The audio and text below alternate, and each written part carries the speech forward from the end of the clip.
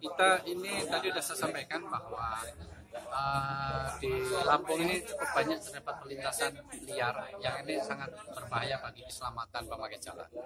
Ya mungkin cikal bakalnya ini awal ceritanya kenapa kita banyak perlintasan liar ya karena setiap gang pengen punya akses masing-masing, sehingga ini tidak saja mengganggu operasional kereta, sehingga tadi Pak As sudah sampaikan biasanya kereta itu kecepatannya 70 hanya 50, sehingga untuk mencapai frekuensi total itu menjadi berkurang. Dan juga banyak korban kan gitu ya. Kita harapkan ini dengan penutupan ini mulai kita buat kecil. Ini juga sejalan dengan program Direktorat Jenderal Perhubungan Perkeretaapian, Kementerian PT KAI dan kami ada program quick wins. Kita mengurangi perlintasan sebidang di liar di Indonesia itu 130. Nanti targetnya kami di Lampung kurang lebih 10 yang kita akan tutup.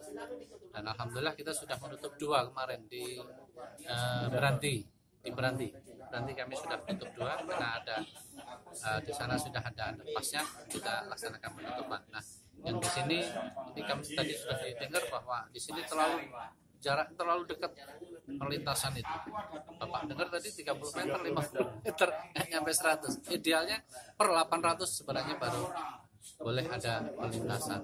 Nah, itu untuk menjaga tadi pengereman. Kita tahu bahwa kereta Babaranjang kita tadi beratnya kurang lebih 3.000 ton, 3.000 plus sekian. Kalau tadi kecepatannya 70,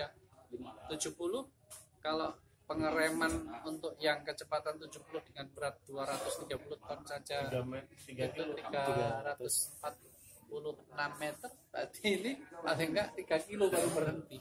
Nah itu kan artinya sangat bahaya sekali. Nah ini kita program ini untuk pelan-pelan kita bentuk. Nah untuk sterilisasi kembali untuk keselamatan pakai jalan, keselamatan masyarakat setempat. Nah mudah-mudahan ini mendapat dukungan dari masyarakat.